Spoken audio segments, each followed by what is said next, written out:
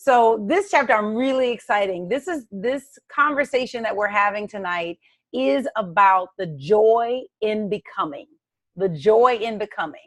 So let's get to it. I've got a couple of announcements, not a whole lot, just get to opening prayer. What are the hidden messages are there in Gethsemane? And then the metaphysics of Gethsemane, and then Q&A. And of course, please ask questions throughout. I prefer that you do that. That just makes it a much richer conversation. I think it's important to know why you do what you do. This Thursday night is so important to me that even when there are other things that are happening in my experience, it's still important to me to be here, to be connected to you, to share this information. And I had this conversation with my mastermind group today because each one of us in different ways, we're talking about feeling comfortable with tooting your horn in some form or fashion. And we were speaking about the discomfort with tooting your horn. And that certainly is something that is a thing with me, is that, I never want to seem like I'm doing this for ego, or never want to seem like I'm doing this to promote myself. But what I shared with the mastermind group that was really powerful, and I share it with you, if you're struggling with celebrating what it is that you do and celebrating what it is that your gift is, that there is someone for whom you are the person that's meant to do it so that they can know that they can. And I share the story. When the documentary about Whitney Houston came out this past summer, there was a review of the documentary. And in the review, the reviewer said how much they dislike Whitney Houston, that she can't ever sing. And whenever she opens her mouth, she's hollering. Now, the thing is I'm a Whitney Houston fan from way back, from like the very beginning song with You Give Good Love and The Greatest Love of All. Like, I was 14 or 15 when she popped. And so she was the soundtrack of my young adult life. So I am a diehard Whitney Houston fan. So when I read that review, it was like, who could not love Whitney Houston? Like, are you kidding me? And I think the reviewer said that that she destroyed Dolly Parton's song, like not in a good way. Like, she just messed the whole song up. And she sang the song "I Will Always Love You," which was, I'm pretty sure, her biggest hit as an artist. And the song was originally written by Dolly Parton. Anyway, I was outdone. Like, how could anybody not love Whitney the way that I love Whitney? And then as I was thinking about that, Spirit said to me, you're somebody's Whitney. Meaning that everything is not for everyone, but there are the people that you are meant to communicate to. And your example, how you do it, lands with them in a way that they believe in possibility for themselves. And so Thursday night is important to me because I know that there are people that I may never reach, and okay, but there are those people who I do reach and who will get this message, who then become a catalyst for somebody else. So that's why Thursday night, that even when I'm in low energy and not like 100, it's like, you know what? This is going to happen because I'm that committed to it, to showing up. So I'm committed to awakening you to your divine nature. I'm committed to reminding you who you are, because I know that if you get who you are, it changes then what you express. So you can't do beyond your level of awareness, whatever you're aware of being. You can't do beyond that, right? So in order to do more, you've got to know more about who you are. And so this message is so imperative that you really get that you are made in the image likeness, and what that means, that you are not just a human being, but that you are a spirit being human in this moment. But at some point you will put off this body and you will fully embrace the spirit form that you are. And the thing is that you can do that right now without shedding the body, that you can walk like the God that you are. And that's my goal for myself. And that's my hope for you. I always use the movie Inception as my metaphor because, one, I love the movie and I think Christopher Nolan is genius, but also because it is the film itself is about introducing an idea into the mind of another person. And it's at that point of inception, that point where the idea takes root, and it's no longer something that someone suggested to you. It is your own idea. And so I am teaching and working to get better and shifting and doing things differently in the hope that the idea that you are divine will land with you in such a way that it will stop being what you heard me say, and it will become the idea that you accept for yourself. I have a comment. Andrea says, I had to learn that working with incarcerated youth, trying so hard to get through to them. Then Spirit said, your lambs will hear your voice. So I got through to those I'm meant to get through to. Yes. That's exactly it. The Bible Hangout is free, but it does cost in order to produce it. And I am grateful for the generous partners who have decided to partner with me on this project. And so if you want to be a partner with the Bible Hangout, you can make a gift via PayPal at revsherry.com. I thank you in advance for whatever support you decide to give.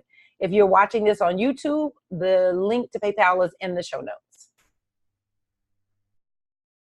The scripture for this is Mark 11:24. Therefore, I tell you, whatever you ask for in prayer, believe that you have received it and it will be yours.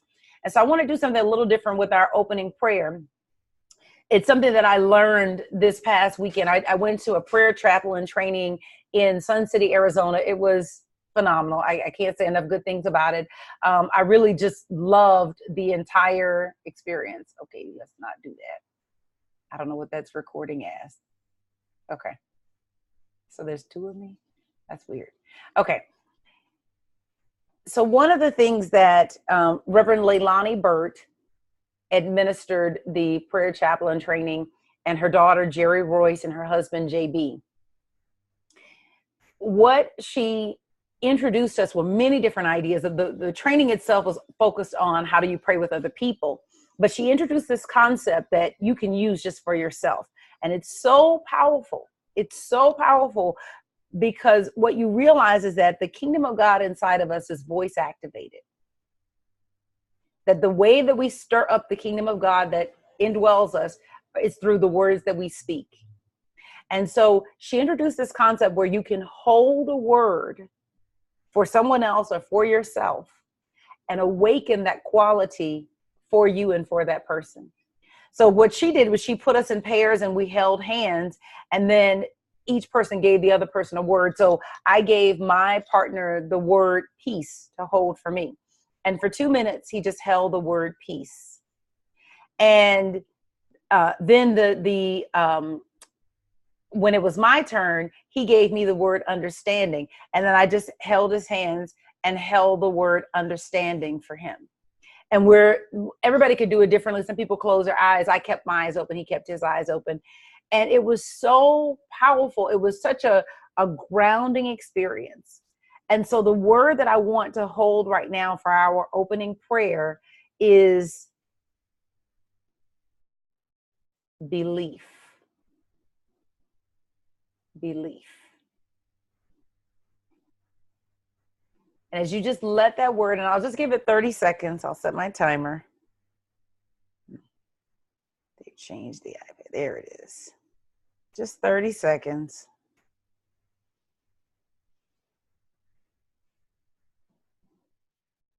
And you just want to hold the word belief. And what I would ask that you do is that you say the word within yourself. I'm speaking, but if I were doing this, I would be doing personally, I'd be doing it silently, but I'm talking through this process since I'm on video. Belief. The scripture says it's done unto you according to your belief.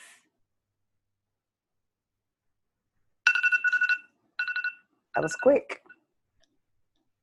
And that's it.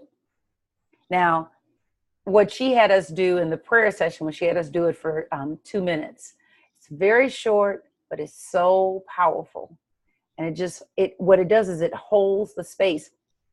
What she was talking to us about was holding spiritual space, that as prayer chaplains, we hold spiritual space for the people that we are praying for or praying with.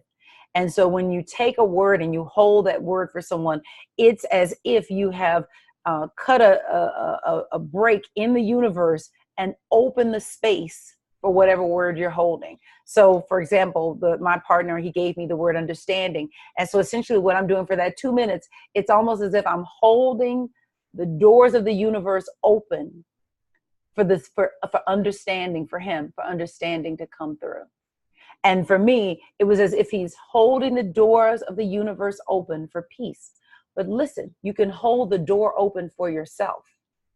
And so whatever it is that you're working on, if you're working on trust, trust in God leads to, yes, Alita says standing in the gap. That's exactly it. Trusting God leads to believing God for the things that God will provide for you. If yours is imagination, maybe you're just having difficulty seeing beyond your present circumstances. So then you can hold spiritual space for imagination. And if you will use the imagery of just seeing yourself holding the doors of the universe open. I'm holding them open for imagination to come through. Come through, imagination, come through. It's so powerful. So I wanted to share that with you because that training was so good. A couple of comments, but I'm going to keep rolling.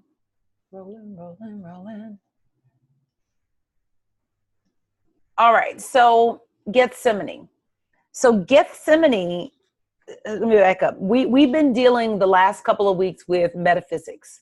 And what we've been doing is looking at the stories in the Bible. Some of them we did Daniel in the Lion's Den. We did Psalm 23. We even looked at the Count of Monte Cristo. And tonight what we're doing is we're looking at Gethsemane. And so Gethsemane, if you will recall, is the garden where Jesus goes. I believe it's the night before he's arrested. And he's struggling with the call on his life and asking if this cup can be removed from him.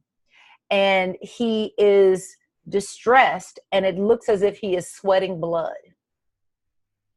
So, that story has been taught you. I'm sure you've heard the story before if you have any familiarity with the Bible. But I'm going to bet money that unless you've been in a New Thought church or a metaphysical church, you probably haven't heard this lesson. That's what I'm gonna just go out there on a limb and say. So Gethsemane is to the mystic. You and I are mystics, meaning that we go beyond the physical. We see beyond just, we're not using a mediator to go to God. That's what being a mystic is that there's nothing between me and God. I go to headquarters for myself to get what I need. Gethsemane is to the mystic, the garden of creation. The garden of creation. So the word literally is Geth and Shemen, which is what the Semene comes from. Geth means to press, and Shemen is an oily substance. And so the compound word Gethsemane means to press out into expression, right? It actually means to press oil, for pressing oils and pressing ointments. That's the literal meaning of Gethsemane. So what's happening in Jesus in Gethsemane is the pressing out of his real self into expression. That he's reached this point in consciousness where everything that he believed that allowed him to walk in human form, he had to let go. There are things that you and I believe that keep us in these bodies, that keep us in the limitations of these bodies. There are things that we carry in our hearts, our belief system that anchors us to this physical experience. As we manifest the real self, the Christ, we must throw off this physical coil. But the first thing we throw off before we get rid of the body, because remember the body is a representative of the mind. The first thing we throw off is we throw off the beliefs that keep us in the body. And so what is happening in Jesus, and it's happening in us as well, what's happening in Jesus is a throwing off of the beliefs. And it is, you don't throw off beliefs by saying, oh, I don't believe that anymore. You throw off beliefs by really, really, really letting them go. So if you could imagine him pressing out all of whatever he had to believe in order to keep that physical body on his spirit, that it is throwing all of that away. And see, the thing is that in order for you to change your life, you have to first change what's happening in your imagination. In order for you to change what you're seeing in your life, you have to change what's happening in your imagination. The moment you change what's happening in your imagination, your life changes. And so what the Gethsemane is, this garden of creation where you go into a state of consciousness and you let go what you are being in order to pick up what you want to be. Let me know if that doesn't make, if any of that needs to be clarified. And nothing happens outside of you until something happens inside of you, inside your imagination.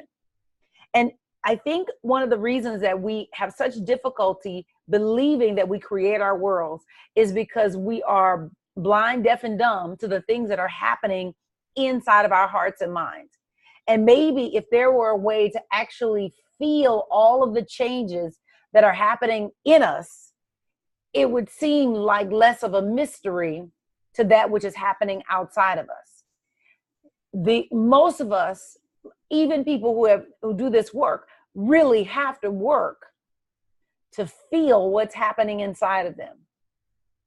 Most people are dead to what they are experiencing inwardly, and so the outside looks like a surprise. Case in point, because this is a sermon I'm working on for Sunday, and I'm working on how to get this across. Tithing is a spiritual law, but you have the freedom to disobey it. And I'm working on, you tell me if this lands with you, but I'm working on trying to get people to get that spiritual law is not compulsive. Otherwise, we'd be automatons. What we are working on is agreement with the spiritual law and how it works. So just like gravity is a spiritual law, cooperate with gravity, you good. Stop cooperating with gravity, there's a problem. And so it's the same way with any other spiritual law. And we get how gravity works, and so we can feel when that goes wrong. But maybe we don't always feel when it goes wrong when we don't tithe. And tithing is a spiritual law. And I think that maybe if we could feel what's actually happening inside of us and how not giving is throwing us off track in every area of our lives, that we would be more apt to grow or to cooperate with spiritual law. And so what's happening in the Garden of Gethsemane is that it's becoming present to what's happening inside of you. It is where I become present to and intentional about what's happening inside of me. I'm going to this place in consciousness where I am going to realize my defined objectives. A defined objective is a very clear target. Let's say, I want to write a word in this book. That's a very defined objective, meaning that I know I need a pen. I know there's some things that I've got to do in order to fulfill the defined objective. And that's the work that we have to do in consciousnness, is to not stay in the place of vagueness. Someone said, I'm not going to get this right. You guys may know this. He who prays in vagueness stays in vagueness. And I may be saying that wrong, but the point is that you must get defined in what it is that you want and what it is that you're asking the Spirit for. Got a comment. Oh, no, I did not forget the opening prayer. I took you guys through an exercise for the opening prayer. Okay, the literal meaning. So we started out, we said Gethsemane is a compound word. It means to press out an oily substance. Geth and then shemen. Geth means to press out. Shemen means an oily substance. Gethsemane is a Chaldean word Chaldean, and it means oil press or a press for extracting unguents or ointments. Gethsemane was a garden near Jerusalem, and it sat at the foot of the Mount of Olives. The scripture in Matthew says, then Jesus went with them to a place called Gethsemane, and he said to his disciples, sit here while I go over there and pray. The purpose of prayer, period, is interchange. Everything that the whole reason you pray for anything is that you want to be changed inwardly at depth. That's the purpose of prayer. The purpose of prayer is to shift me. You don't shift God. God is unchanging. But I've got to get me in order. And so I pray to get myself in order. Jesus is going to pray in Gethsemane for the greatest shift that he has yet to make, which is the shift from human consciousness into spirit consciousness. This is what's happening. And he came to Gethsemane to press his real self out into expression. So that meant, and this is why it maybe appeared painful and why it appeared like sweating like buckets of blood, that it's letting go of all the cherished idols. Now, let me tell you something. Everybody has something in their experience where if they had to let it go, it'd be like sweating buckets of blood. It would be that sense of anxiety and anxiousness. I just, one of my classmates from college, her nephew made his transition, and she doesn't have kids, so her nephews were like her sons. So this transition, yet it absolutely is a loss to her, I don't know if it's a brother or her sister's child, her sibling's child, but for her, it's like losing a child. There are things that we are attached to in our physical experience. They may be people, they may be places, they may be things. Doesn't matter what it is. It's still this attachment. And in Gethsemane, what you are doing is throwing off all attachment. You are throwing off all attachment. You're letting go of human consciousness. I'm letting go of all the things that upset me. I'm letting go of all the things that bring me joy. I'm letting all of them go because I am embracing my higher self. And it doesn't mean that I don't care about those things, but I am relinquishing any emotional hold that I have on them. This is what's happening literally in Gethsemane. And so for Jesus, everything that he believed, and humans lead with belief, everything that he believed was put down or let go in the Garden of Gethsemane. And so Neville has this amazing analogy where he talks about it as the Garden of Creation. And he talks about that even the act of creating, it happens in the same way where there is this pressing out of fluid that plants a seed that then gives life. And we're going to come back to that, but he uses that throughout the text. Your Garden of Gethsemane. So you have a divine principle in you that looks like or mirrors the state of consciousness that you carry around. You have a divine principle in you that shapes itself to look like whatever is your predominant state of consciousness. So if you are predominantly in sadness, then the divine principle begins to mirror that look of sadness that characterizes you. If you are predominantly in joy, then the divine principle in you mirrors itself to look like the joy that manifests through you. And then what happens without assistance, this dominant state of mind objectifies itself in experiences. And they bring you experiences. This dominant state of consciousness brings you experiences that match what you already feel like. And so when you practice feeling sad, and I'm using that word intentionally, when you practice feeling sad, that consciousness objectifies itself in experiences that contribute to the feeling of sadness. When you practice feeling joy, that dominant consciousness objectifies itself in your physical experience and brings you experiences that make you feel more of the joy that you have cultivated inside of yourself. This change that Jesus is going through in Gethsemane symbolizes the change that we go through. Every day we become the what we hold in our imagination. Every day we become what we hold in our imagination. Every day we go into the Garden of Gethsemane, we hold an image in mind. And everything unlike that image gets thrown off. It's sweated off with those buckets of blood.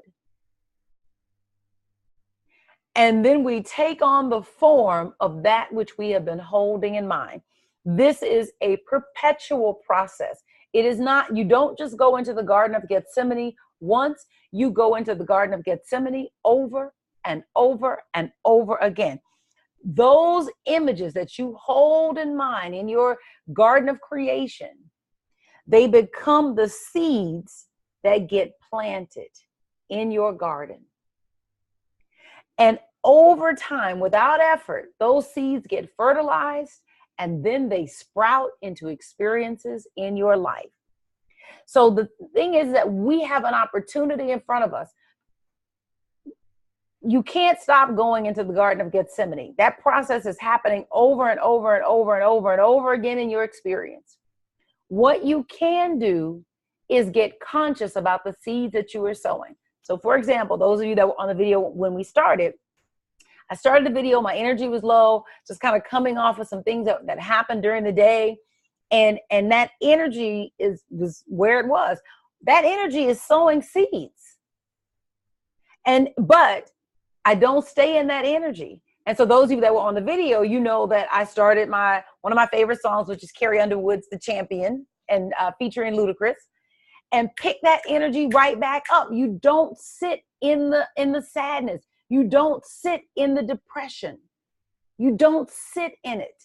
We act as if the moods that we have, that we don't have any control over them, and we do. We absolutely do. And there are things that we can do where we can lift ourselves out of where we are. And it's incumbent upon us to do that. We have to take that responsibility for ourselves. So your Garden of Gethsemane is your responsibility. You're going to go in the garden. That process is going to happen. Where you have authority and influence is on what images get held in mind, which determine which seeds get planted in the garden in order to become your expression. So the seeds, those images, as you hold them, essentially what they are is they are clarified desires. Especially when the image gets clear, and especially when you feel it, your clarified desire becomes the seed for your Garden of Gethsemane. Your clarified desire becomes the seed that gets planted. So Jesus used the parable of the sower. And if you are familiar with that parable, you know that the sower goes out to sow, and he's doing what's called broadcast seeding. In ancient times, this is how farming happened. Today, farming is very precise. But back then, it was broadcast farming. He had a bag that was slung over his shoulder. He walked and he would dip his hand in the bag. He'd pull it out and he'd scatter the seeds. So some of the seeds would fall by the road. Some would fall on rocky ground. Some would fall in the soil, but they wouldn't go deep enough to take root. But a few would go into the soil enough and take root. And those would be the ones that would bring the harvest. Your seeds for your Garden of Gethsemane are the ones that go in and take root. And the ones that go in and take root are your clarified desires. The ones that go in and take root. Now, here's the thing. Many of us, what's clarified for us is what we don't want. And so, unaware of how creation works, we are planting seeds for a harvest we don't want to pull. The garden process is going to happen. But if I were you, I would get vague about what I don't want and very clear about what I do want. The seeds are your clarified desire. And when you plant them in the garden, you're planting them into a joyful, thankful mind. Those are the seeds that get pressed into expression, the ones that take root, the ones that you have feeling around. Not just that I see it in my mind, it's that I feel it in my body. I have made it real for myself. These are the seeds that get planted. But this is the beautiful thing, and this is what I love about this chapter, and the part that I love is that this is what Neville says. He says, man cannot possess a thing and still desire to possess it at one and the same time. So think about something that you have. Maybe you have a husband, or maybe you have a wife, or maybe you have a child, or who knows, right? Whatever, but something that you have. Your desire to have it goes away because you already have it. Doesn't mean you don't want it. That's not what I mean. But I mean the feeling of wanting it. If you were someone who wanted children and maybe struggled to have children, and then you finally got pregnant, or you, right? Then there's that feeling of wanting to have it. And so what happens in the Garden of Gethsemane is that you drop wanting to have it and you pick up the feeling of having it. You let go having it, right? Whatever it is that you want, whatever it is that's right now not in your experience that you desire, that part of what's keeping it away from you is the desire for it, because implicit in the desire for it is that you don't have it.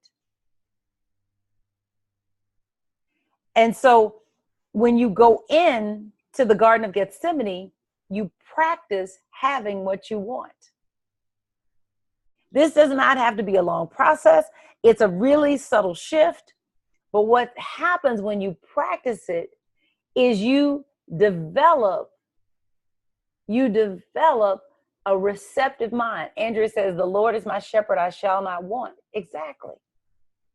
We're giving up the want, because the wanting keeps it away from me. The wanting says I don't have it. And again, remember, I can't stop the seed planting in the Garden of Gethsemane. That's going to happen.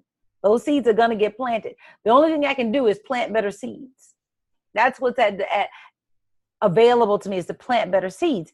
And so what Neville is saying in this chapter is that the process is happening, but you can be intentional and conscious about the process.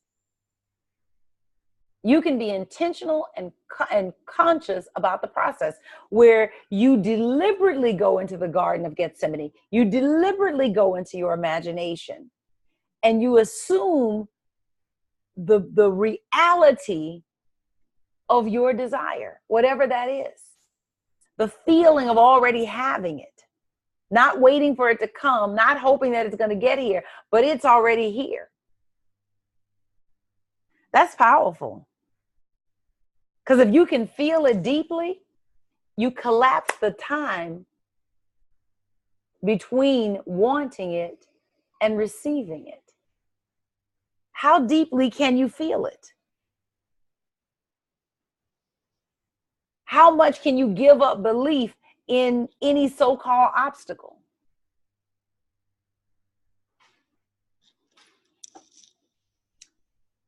This is good, y'all. This is good. So then the next piece of this is find your joy in Gethsemane. Find your joy in Gethsemane.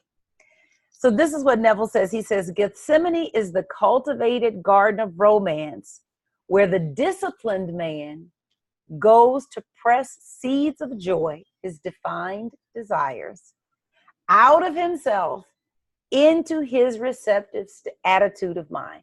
This is what I got. And I thought, oh, this is good, God. This is good.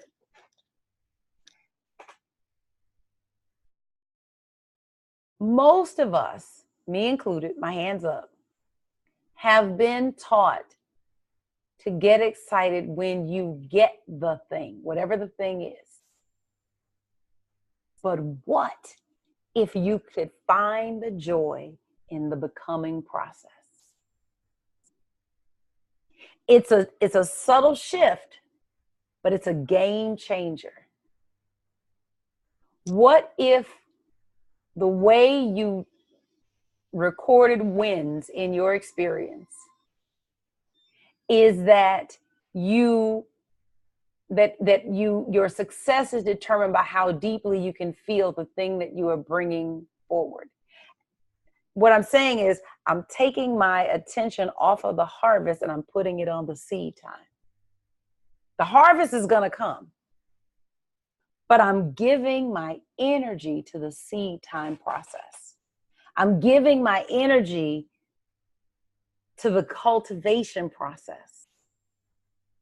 So, for example, I am in the process of getting a new car, and there's the period of wanting the car and the period of having the car. Now, I know when the car get here, there's going to be joy because there's lots of things that I'm going to be releasing out of my experience that I am ready to release out of my experience. Like, bring it on, God. But what if I could take the joy that I have put at the end of this process and bring it into the period of time between wanting and realizing it?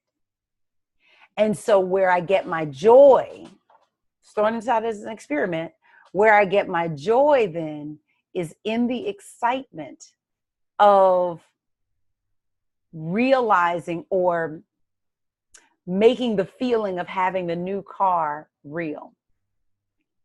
And the more real I'm able to get it, the more joyful I am in my imagination. It's a subtle shift, but I'm telling you, if you make this change, it changes everything. Because where we want to move to is that place where we are just a manifesting machine, a conscious manifesting machine. And in order to do that, we've got to pull all of that energy that is focused on the end result and get it on the seed time process. The harvest is going to come because we operate according to law. We operate. If you put apple seeds in the ground and you nurture them, guess what? You're going to get an apple tree or an orchard. You can trust God. You can trust how God works. But what happens is that we get spaces between our blessings.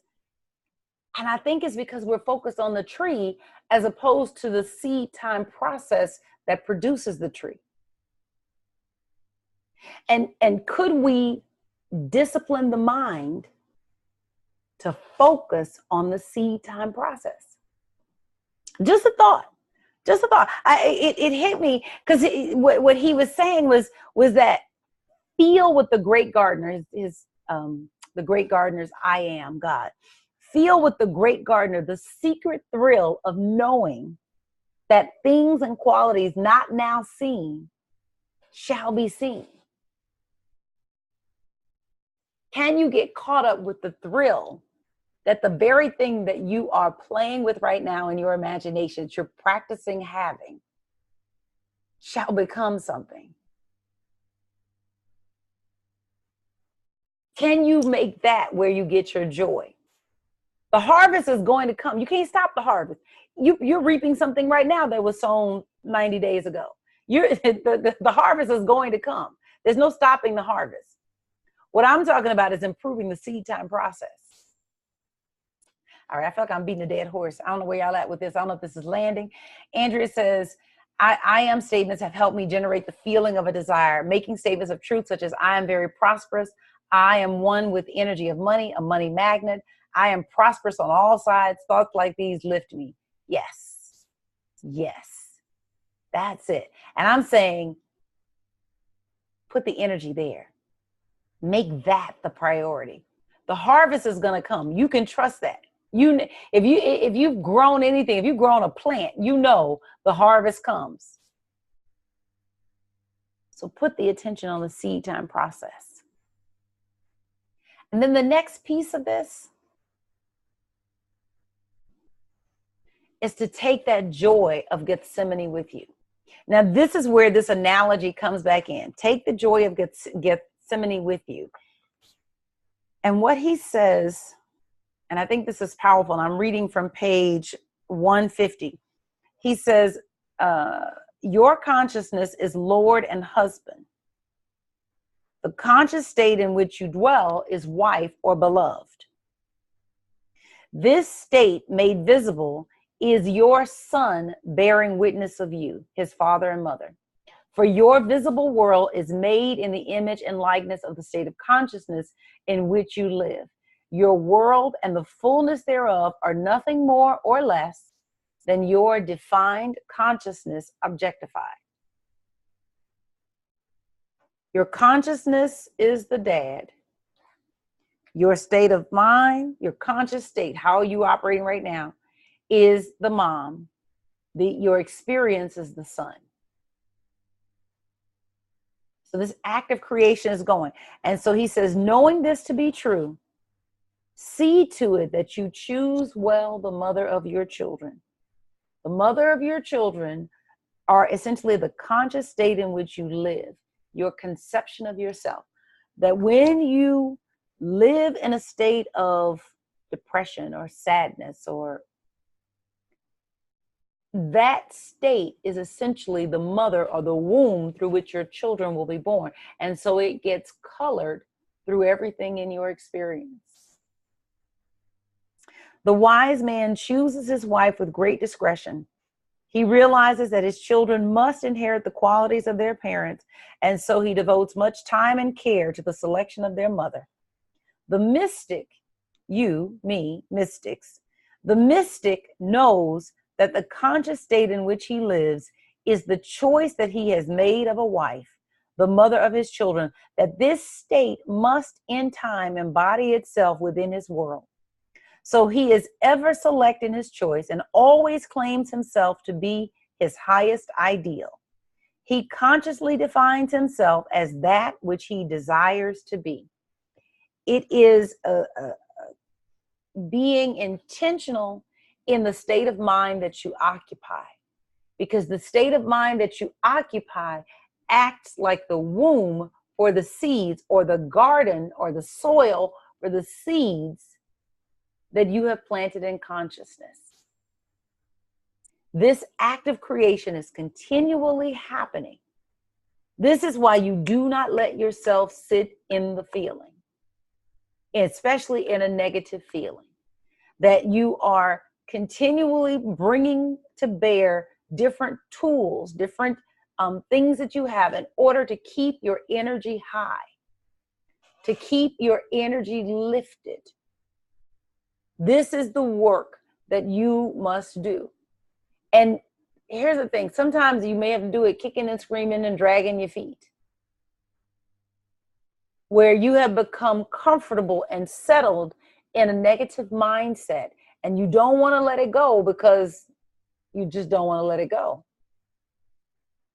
And I'm saying, even then, put the music on, start dancing, go for a walk around the block, do something, but do not allow yourself to stay there. I have a comment.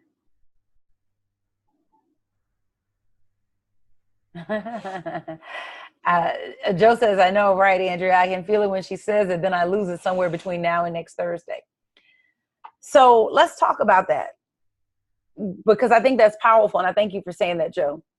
What was a game changer for me, the game changer for me was instituting a daily practice.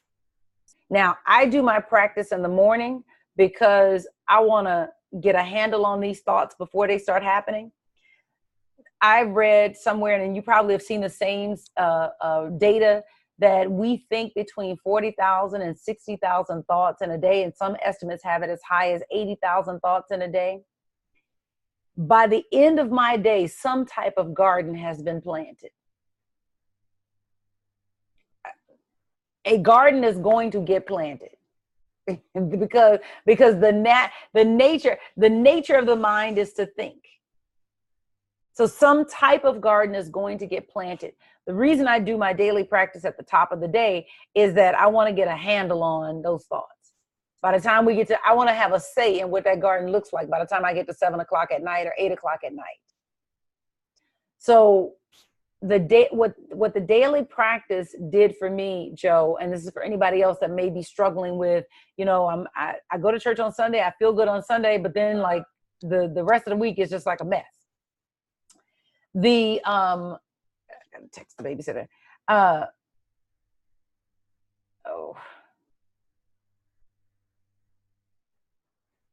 Sorry about that. The daily practice is how I was able to lift my mood. And it was gradual and it was over time. But what I got, there was a book that I read, I have it on Kindle, otherwise I just show you the book. There was a book that I read called The Slight Edge. And you guys, those of you who have been with me, you've heard me mention this book before. What The Slight Edge showed me is that nothing moves in a linear fashion, that everything in this universe curves. The ground that you stand on right now curves. The only reason that it looks flat, the only reason that your floor looks flat is because of how close you are up on the floor. But the reality is that everything curves, and if you had the right vantage point, you could actually see the curvature of the earth where you stand. So that's a principle that's true everywhere in the universe. And our lives curve. And the only reason that we cannot see the curvature of our lives is because we're so close up on our day-to-day activity. But if we could get a great enough vantage point, we could see the direction that we were curving. And it would no longer surprise us why things go the way that they go in our lives. But the problem is that I'm right up on today. So I'm right up on all the events that have happened in today. But it's only when I pull back. So when I got that's what helped me turn it into a non-negotiable. Because I knew that I couldn't afford to not have it. I don't want to say that there is depression in my family, but I want to say I have been exposed to the opportunity for depression through my genetic connections. I have been exposed to the opportunity for sadness and resentment and disappointment. And what keeps me out of those spaces, because I have been depressed, what keeps me out of those spaces is really that daily routine. And for me, doing it in the morning. But again, just do it no matter what. You can make it up. What my daily routine looks like is that I read something for like 10 or 15 minutes, and then I journal a letter to God where I list at least 7 things that I'm grateful for. And then I make my request to God, and then I set a timer, and I do a mental rehearsal of a particular goal that I'm working on. And I get in the mirror and I do my morning commercial to myself. That's mine. But listen, do what feels right to you. And I get that done within like 30 to 45 minutes. And it's a non-negotiable. There are a couple times when I get off because something maybe happened, I might be traveling or whatever. But in general, I'm on track with that. And that has pulled me out of my depression, quite honestly. It pulled me out of my depression. Because at least for that time period, I couldn't sit in that space. I had to get into the space of possibility. I just want to wrap this up. So we talked about the literal meaning of Gethsemane, that it is to press out. We talked about the fact that we each have a Garden of Gethsemane that we're responsible for cultivating.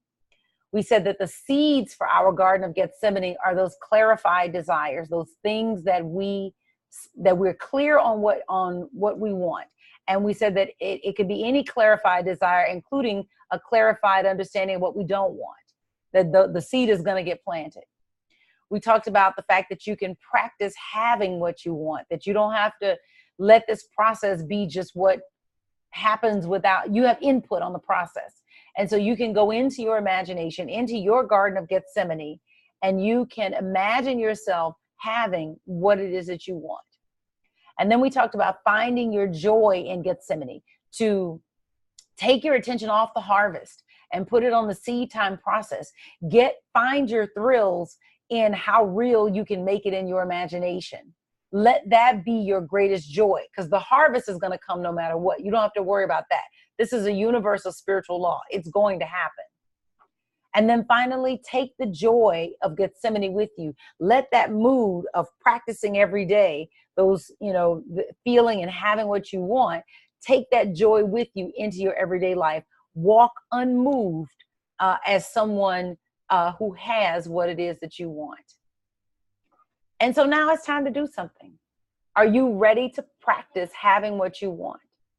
Before you move to your next task, take a 2-minute timer to practice having what you want, and then share those results on the comments, in the comments of this video on YouTube.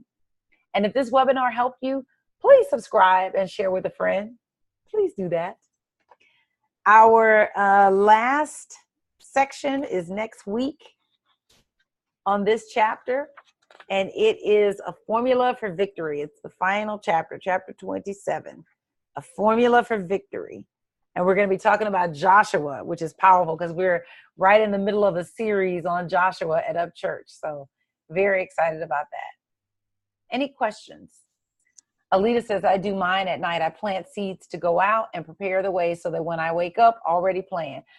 That's good. Yes, yes, yes, yes. Absolutely. Absolutely. Any other comments? Any other aha moments?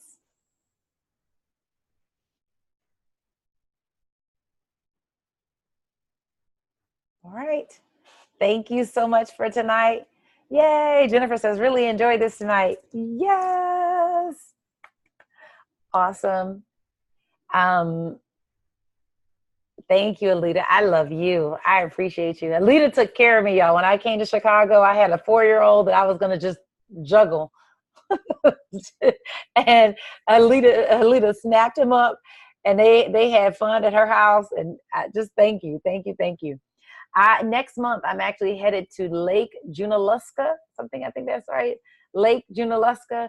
I'm going to speak at the Universal Truth Center Women's Retreat in North Carolina. So very excited about that. We will be broadcasting the Bible Hangout from North Carolina, October 11th. I got to get those dates right, October 11th. So awesome. Thank you, thank you, thank you. Have a beautiful night, and I will see you guys next week. Take care.